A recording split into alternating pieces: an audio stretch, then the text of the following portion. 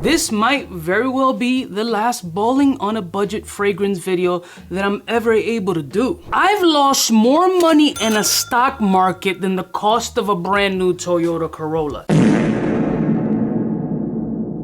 With all these tariffs in place, your $39.99 fragrance is easily going to be $80. Cost of materials, bottling, shipping. Forget balling on a... Let that go out the window. If you thought niche fragrances were $500, they're $8 now. You might make PC off your current collection if you decided to flip it. That's how crazy I feel things are getting. Maybe it's just a full-blown depression that I'm feeling right now because I have no retirement. Start taking care of y'all mentals, y'all bodies, and y'all chicken. So I decided, yo, summertime is a hop, skip, and jump away. Let's get some freshies that are cheap, some dupes, some clones. Let me put you onto something that'll invigorate you out of your depression. So I've compiled a list of 10 freshy, invigorating summertime fragrances that'll hopefully appreciate in value in the next couple of months. So let's roll my fucking music so I can put you onto 10 clove fragrances that you should buy over the originals because they're gonna go up.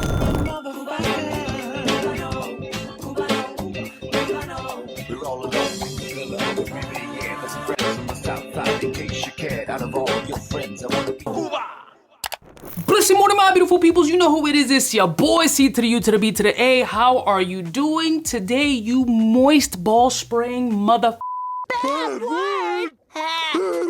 I selected 10 fresh fragrances that are dupes, clones, inspired, express, whatever you want to call them. I used to call them budget fragrances. We'll see what happens. So these fragrances really encompass what I feel summertime vibes should be while saving a little bit of bread in your pocket. At the end of the day, planes are crashing out of the air, hence it's gonna be cheaper to fly because everybody's like, yo, please get on the plane, please. That nice 10-pack of white t-shirts you used to get for the low, might as well go buy Gucci. So I want to invigorate you with different scents. For example, let's start off in no particular order with Bravanza Vestige. This is in that sospiro vibrato type energy, a very punchy, citrusy, forward, vetiver pronounced scent profile that has vibrancy and liveliness. This was a fragrance that I took with me to the 305 in my stash along with the original. It has a lot of the same nuances as that fragrance. It is a dry, very loud, slightly scratchy citrus fragrance that has a lot of punchiness, energetic, happy vibes. Can't you see I'm happy?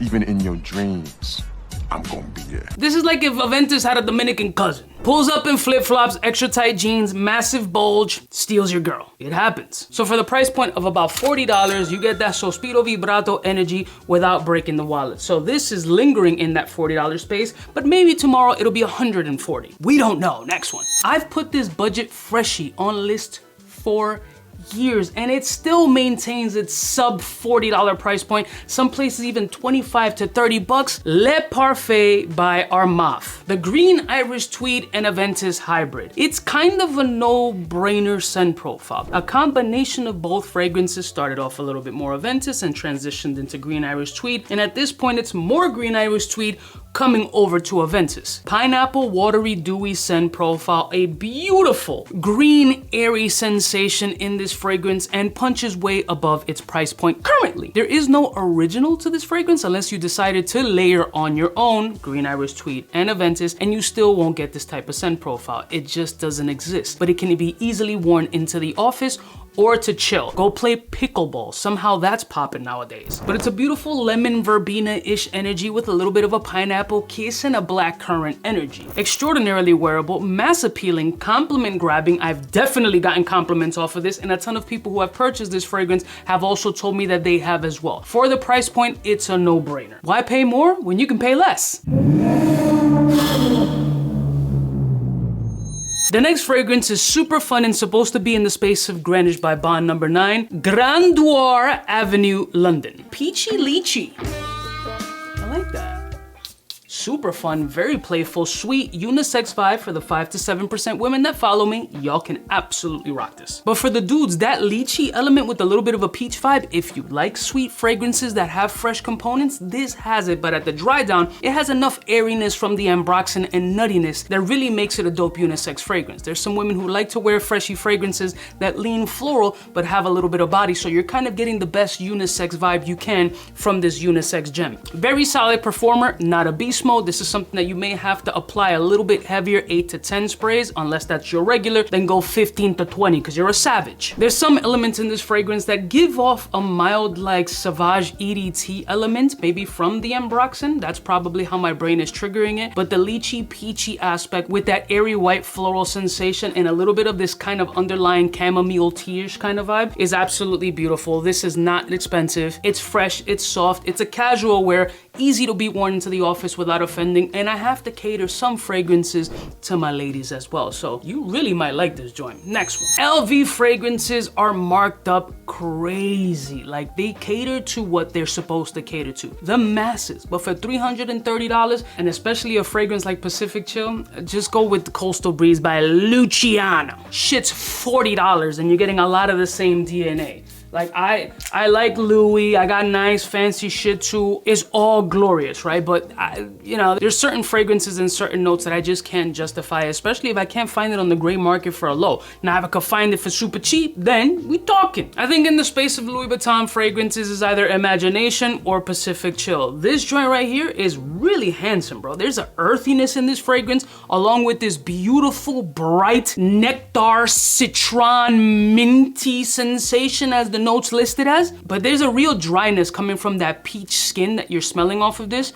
This is not the center of the peach. This is the outside hairy part of the bush. It's deep, it's rich, it's sexy, it's fresh, and it's traditionally fresh, but with some body and some depth. There's a dryness here, there's a little bit of an earthy sensation, there's a bit of grit coming off of this fragrance, but this budget $40 fragrance has a 𝐵 like really nice performance on this fragrance for the price point, and you're getting a lot of the same Pacific Chill energy, saving $310. So for the summertime vibes to invigorate you while you're on your boat while everybody's wearing true Louis Vuitton, but you decided to save some money because you also got smacked in the market, this shit is sexy as fuck. Next one. For the ladies again, but it is a unisex fragrance, French Avenue Tropical Kiss. Mango and coconut, a DNA that's very popular, or at least was popular a few months ago. I love how all these mango and coconut fragrances were coming out in the winter, like prepping yourself mentally for the summertime with like 9 months to go. What separates this fragrance though from the other mango coconutish type vibes is the dry down. There's more amber in this fragrance than any of the others in this kind of space, which is a beautiful interpretation of Mango Kiss by Stéphane Humbert Lucas. Yes, it does lean a little bit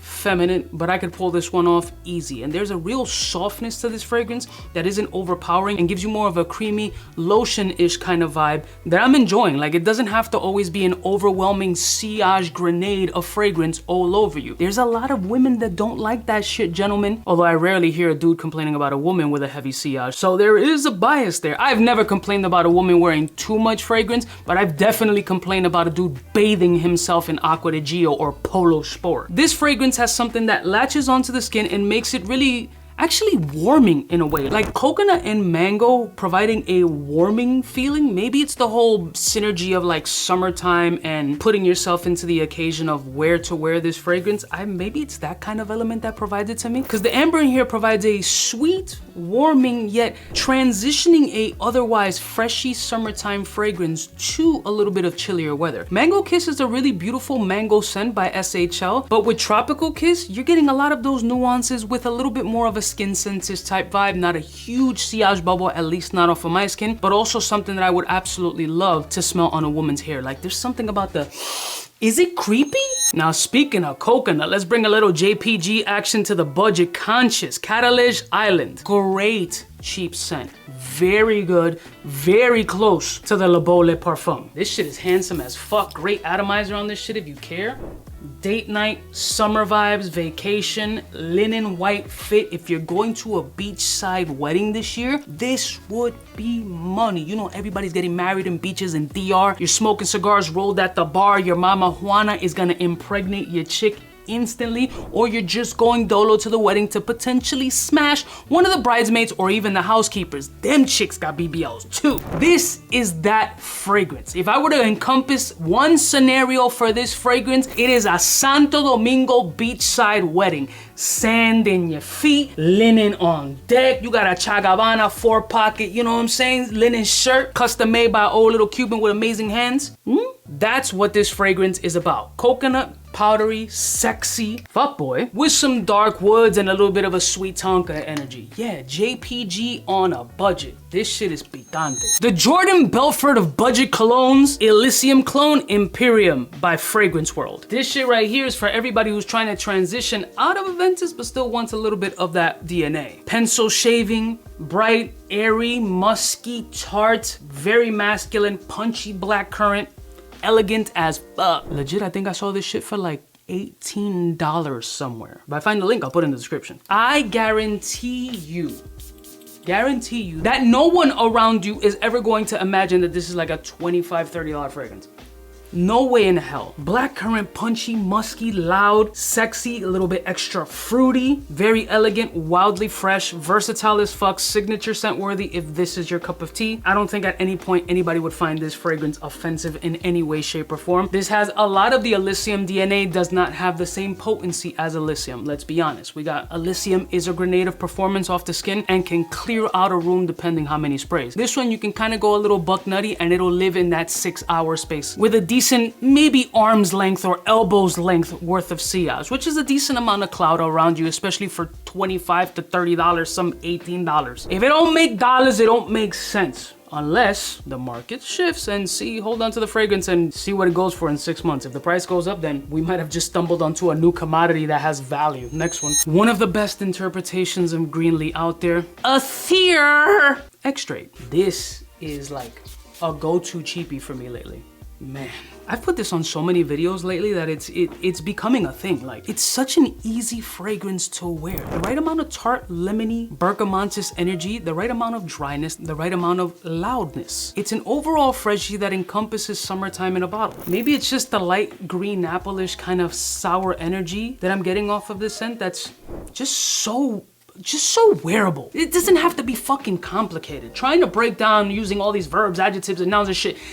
It's fucking good. It's fresh, it's sour, it's appley, it's woody, it's delicious, it's easy, it's cheap. People gotta overcomplicate things. It really doesn't have to be that overcomplicated. Guess what? I like how it smells on me. I'm sure it'll smell really nice on you. And one of the things that you can be happy about is that you didn't spend over $300 watching an influencer give their opinion on a fragrance, and then when you get it on your skin, on your pH level, with your fit, that you hate it, then you assed out because you gotta sell it at a wild loss. It's like the debate nowadays between natural diamonds and lab diamonds. Would you rather spend $15,000 on an engagement ring and then when she leaves your ass for tickling her sister's butt, you try to flip that ring or she sells it and you're going to get maybe 30% of the value of that ring, as opposed to a lab diamond ring that you spend $5,000 and lose the entire $5,000. So spend $15,000 and make 3 G's back, or spend $5,000 and hopefully somebody will buy it for you for a couple $100, if that, or you just lose it all.